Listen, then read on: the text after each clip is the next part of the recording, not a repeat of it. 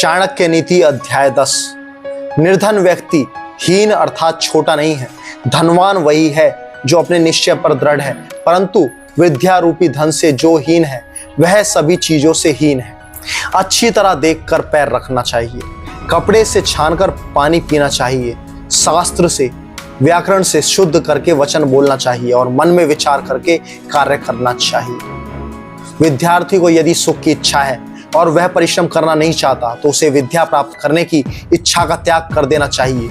यदि वह विद्या चाहता है तो उसे सुख सुविधाओं का त्याग करना होगा, क्योंकि सुख चाहने वाला विद्या प्राप्त नहीं कर सकता। दूसरी ओर विद्या प्राप्त करने वालों को आराम नहीं मिल सकता।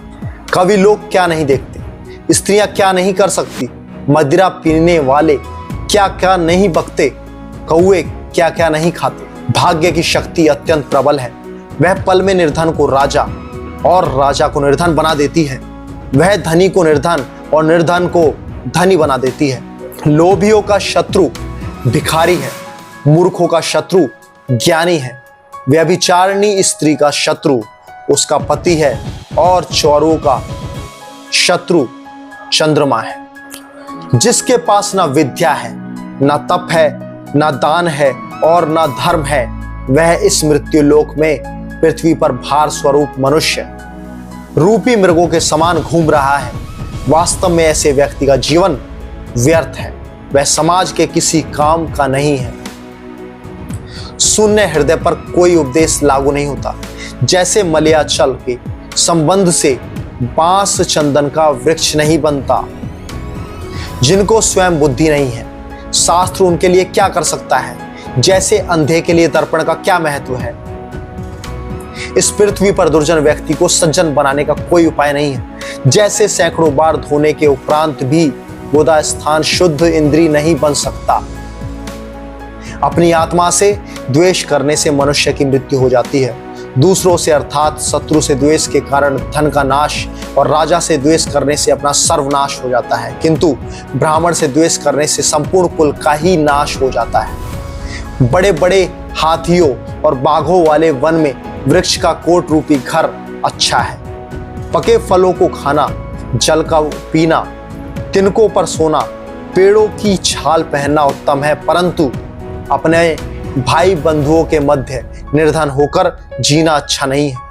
ब्राह्मण वृक्ष है, संध्या उसकी जड़ है, वेद शाखाएं हैं, धर्म तथा कर्म पत्ते हैं। इसीलिए ब्राह्मण का कर्तव्य है कि संध्या की रक्षा करे, क्योंकि जड़ के कट जाने से पेड़ के पत्ते व शाखाएं नहीं रहती।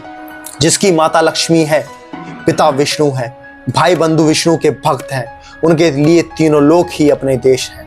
अनेक रंग और रूपों वाले पक्षी सायकाल एक वृक्ष पर आकर बैठते हैं और प्रातःकाल दसों दशाओं में उड़ जाते हैं। ऐसे ही बंधु बांधव एक परिवार में मिलते हैं और बिछुड़ जाते हैं। इस विषय में शौक कैसा।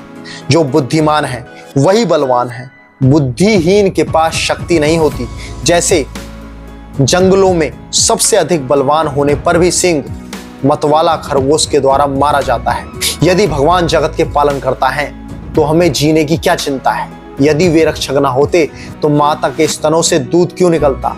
यही बार बार सोचकर हे लक्ष्मीपति अर्थात विष्णु, मैं आपके चरण कमल में सेवा हेतु समय व्यतीत करना चाहता हूँ। यद्यपि मेरी बुद्धि देववाणी संस्कृत में श्रेष्ठ है, तब भी मैं दूसरी भाषा का लालची हूँ। जैसे अमृत पीने पर भी देवताओं की इच्छा स्वर्ग की अप्सराओं के ओष्ठ रूपी मध को पीने की बनी रहती है। अन्न की अपेक्षा उसके चूर्ण अर्थात पिसे हुए आटे में 10 गुना अधिक शक्ति होती है। दूध में आटे से भी 10 गुना अधिक शक्ति होती है। मांस में दूध से भी 8 गुना अधिक शक्ति होती है और घी में मांस से भी 10 गुना अधिक बल है। साग खाने से रोग बढ़ते हैं, दूध से शरीर बलवान होता है, घी से वीर्य शक्ति बढ़ता है और मांस खाने से मांस ही बढ़ता है।